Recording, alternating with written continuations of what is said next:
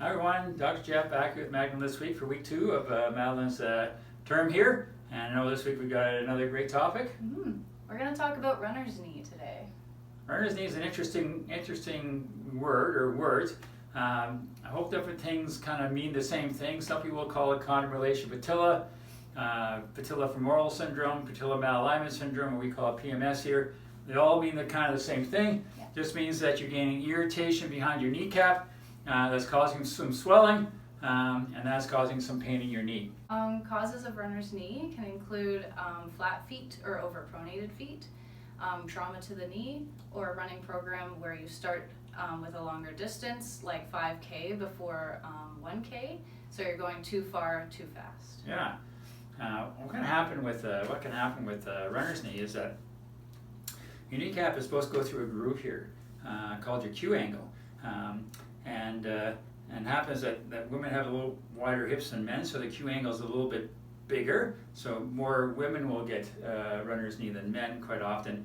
But the kneecap has to go through that groove, and two things do that. One is the vastus medialis keeps it on the inside, the IT band keeps it on the outside. And what can happen is the vastus medialis only does the last 15 degrees of extension. And a lot of our activities don't do that, that we do. So the vastus medialis will start to get a little bit weak, the IT band gets a little too tight, and all of a sudden that kneecap starts to rub a little too far to the outside, and you get irritation of the cartilage in behind the kneecap, and you get swelling, and you get to the point where there's so much swelling that when we try and bend your knee up, we get about 50% of the way, and it almost feels like your kneecap's going to blow off. So when you come to the office, when we need to examine it, you can x-ray it, but really you're not going to see much on the x-ray. It's kind of useless in this. You might see some arthritis, that's about it, or some swelling. But you come in, we kind of cup it, and we have you contract your quad, and it can be, you might even hear a popping noise, but it can be quite sore. And that kind of tells us there's some swelling and stuff behind your kneecap. It tells us you're suffering from runner's knee. So some treatment for runner's knee can include strengthening the muscle. A good workout for that is plies, and I can demo those. Yeah, why don't you demonstrate those? Yeah. So you want to have a wide stance and let your toes point outwards, and then you're just going to bend your knees. Yeah, and just bring them back 15, just down 15 degrees, very low. I usually recommend my patients do this in the shower because everybody showers every day, Yeah. and try and do about 50 of them. And generally after about 2 weeks, you'll start to feel better. Your knees will start to feel better. Yeah, so that'll strengthen that vastus medialis muscle. Also, to keep that IT band from getting too tight, you can roll it out with a foam roller if you have one of those. Yeah. Yeah.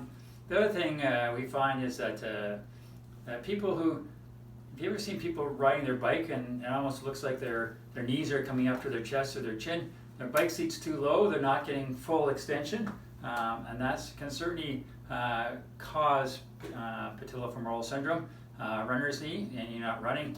But if you're running, the other thing we see is, and some people call it the runner's scourge. So marathon runners are out running and they get about 30K and they can't go anymore. And a lot of times people are running on the road, and the road's graded, so one side's higher than the other side. So you're running on the sidewalk out this way, you're running the same sidewalk on the way, or the same sidewalk on the other side of the road, so you're kind of going in a circle. And so that one leg is always long, one leg's always short. That side that's on the longer side, so probably on the inside, is always going to be longer. That IT band is going to get tighter and tighter and tighter. Yeah. So with all that running, that IT band is going to get tighter and tighter and tighter, and that can cause condylation patella or runner's knee. The other thing we find is that people are running on trails a lot. Your IT band is one of the only muscles that crosses two joints. It crosses your hip and it crosses your knee. So it's always stabilizing. So you're running on even ground. That IT band is always trying to stay tight to keep you from falling over. And again, that IT band becomes really tight. So as you mentioned, you really want to stay on top of that and keep it stretched out. Yeah. The video we did tonight, give us a thumbs up, share with your friends. And if you have any topics you'd like us to discuss, you can always send them in to us. Madeline will research it for you, and we'll go online with you. And here goes to wellness. We got your back.